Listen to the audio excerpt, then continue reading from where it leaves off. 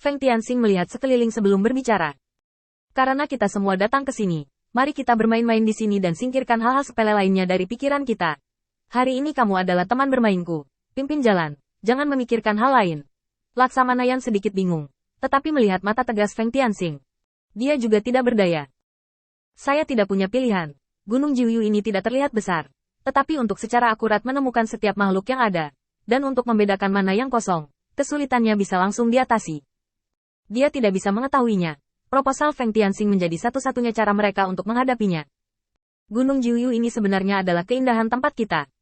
Awalnya aku ingin membawa angin ke Laksamana setelah aku bebas. Sebelum dia selesai berbicara, Feng Tianxing melambaikan tangannya. Panggil aku Tuan Muda Feng. Setelah selesai berbicara, Feng Tianxing mengeluarkan kipas lipat entah dari mana, dan mengipasi angin sepoi-sepoi seperti itu, berkeliaran dengan santai sepanjang jalan, melihat ke kiri dan ke kanan. Laksamana Yan kewalahan dengan ini, jadi dia hanya mengertakkan gigi dan mengikuti dari dekat. Tuan Feng, lihat kedua sisi jalan ini. Jika ditempatkan pada tahun-tahun sebelumnya, pasti akan mengatur sesuatu di atasnya untuk memicu pemandangan indah di sini.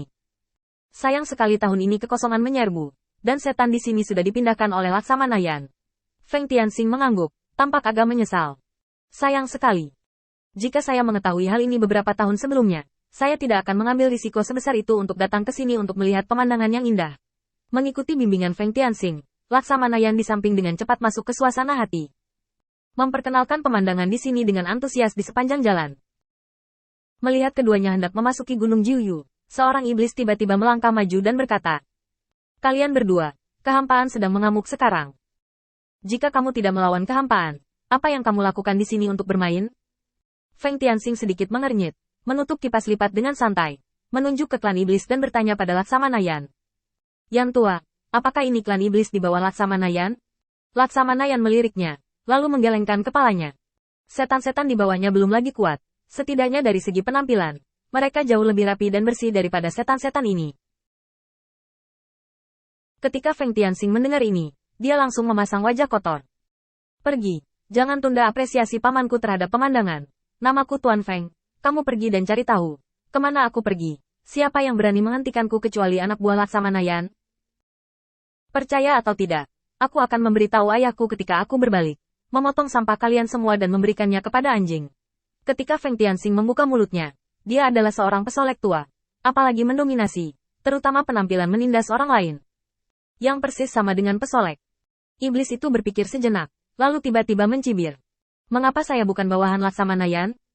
Percaya atau tidak, saya akan memberitahu Laksamana Yan nanti bahwa Anda tidak ada hubungannya di sini." Mendengar ini, Feng Tianxing tiba-tiba menoleh dan memberikan instruksi kepada Laksamana Yan. "Yang tua, sepertinya ada orang bodoh di sini. Pukul dia. Ayah dan kakakku sama-sama berada di medan perang. Tidak bisakah aku menikmati setengah momen kedamaian? Beri aku pukulan sampai mati." Laksamana Yan terdiam di dalam hatinya. "Di manakah kekuatanmu? Dan kamu masih membutuhkannya untuk menangani sampah ini?" Diam-diam melepaskan sedikit kekuatannya sendiri. Tidak lebih, tidak kurang, hanya menempel di puncak tubuhnya. Dia sengaja tidak menunjukkan kekuatan penuhnya, hanya untuk mencocokkan retorika Feng Tianxing. Dia hanya seorang pria, jadi kekuatan penjaga di sekitarnya tidak akan melebihi puncak dari seluruh tubuh. Setelah menunjukkan kekuatannya, Laksamana Yan meremas pergelangan tangannya. "Apa, ingin dipukuli?" Mozu terdiam sesaat, lalu dengan cepat melangkah ke samping. "Kalian berdua bebas. Bahkan jika aku tidak mengatakan apa yang aku katakan sebelumnya, aku minta maaf kepada kalian berdua di sini." Setelah selesai berbicara, ras iblis menghilang ke dalam hutan tanpa jejak. Laksamana Yan bahkan lebih terdiam di dalam hatinya. Apakah dia melarikan diri sebelum pertarungan dimulai? Sebaliknya, Feng Tianxing di samping tertawa. "Kamu pengecut. Jika kamu berani melawanku, aku akan menganggapmu laki-laki.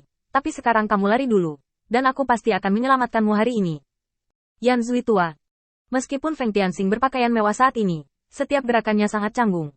Terutama ketika dia melangkahi pagar, dia masih menopang dirinya dengan kedua tangan dan berbalik. Ini bukan masalah di antara umat manusia, tetapi di antara iblis yang kuat. Ini adalah pemborosan perilaku yang mencolok. Laksamana Yan menghela nafas tak berdaya, lalu mengikuti jejak Feng Tianxing, sepertinya mengejar jauh-jauh, tapi nyatanya, dia hanya mengikuti Feng Tianxing untuk menonton aksi Feng Tianxing. Setelah mengejar sebentar dan menghilang, Feng Tianxing sudah kehabisan napas, dan tiba-tiba bertepuk tangan, membuka kipas lipat di tangannya, dan pura-pura mengipasi angin. Sialan, Lao Yan, lain kali kamu melihat bocah ini, pukul aku sampai mati. Jika dia tidak bisa buang air besar, dia bersih. Kata-kata ini membuat Laksamana Yan merasa telah melakukan kesalahan. Seolah-olah dia benar-benar menjadi penjaga seorang pria, dan dia sangat tidak berdaya. Feng Tianxing mengibaskan rambutnya, lalu menoleh dan berjalan menuju Gunung Jiuyu. Yan tua, kenapa kamu tidak mengejarnya sekarang? Apakah kamu memandang rendah identitasku sebagai bibrida ras manusia dan ras iblis? Laksamana Yan kehilangan kata-kata untuk sesaat. Bagaimana menjawab hal ini? Bukankah ini membunuh hidupnya sendiri? Dia biasa berteriak dan minum di depan orang lain. Tapi sekarang, dia benar-benar ingin melakukan berlutut dan menjilati Feng Tianxing. Dan dia tidak bisa terbiasa untuk sementara waktu. Feng Tianxing hanya mencibir, lalu memarahi. Kalau begitu menyingkirlah, dan jangan menghalangi mata paman. Setelah selesai berbicara, Feng Tianxing dengan sengaja mempercepat langkahnya. Tetapi kecepatannya saat ini seperti merangkak di depan setan manapun di alam seluruh tubuh, yang sangat lambat. Laksamana Yan mengikuti di belakang dengan ekspresi tak berdaya. Depresi di wajahnya hampir meledak. Di mana dia mengira bahwa dia awalnya bersama Feng Tianxing dan membunuh kesadaran hampa. Dan sekarang dia telah kehilangan kesadaran hampa. Feng Tianxing sebenarnya sakit saat ini. Dengan kecepatannya, apalagi kesadaran hampa dengan mudah melarikan diri. Bahkan jika anak-anak Mozu datang, mereka dapat menstabilkannya. Keterampilan akting seperti itu secara alami membuat Laksamana Yan hampir pingsan. Itu masih bermain di luar. Mengapa itu menjadi tur gunung dan sungai ketika saya datang kepada Anda? Dapatkah Anda melakukan hal-hal sedikit lebih serius? Tetapi bahkan jika dia mengaum di dalam hatinya, Laksamana Yan tidak bisa berbuat apa-apa, karena haknya untuk berbicara di depan Feng Tianxing terlalu lemah. Tidak peduli aspek apa dia ditekan oleh Feng Tianxing. Sekarang bahkan jika Feng Tianxing terkena di tanah dia hanya bisa menemani Anda jika Anda akan berantakan. Untuk hal lain, dia tidak bisa berbuat apa-apa. Tidak ada cara untuk menemukan Void. Dia juga tidak yakin bisa mengalahkan Void. Bahkan jika Feng Tianxing hadir dan mengarahkannya ke lokasi Void itu sendiri, dia tidak yakin untuk mengambilnya. Yang bisa saya lakukan hanyalah menonton.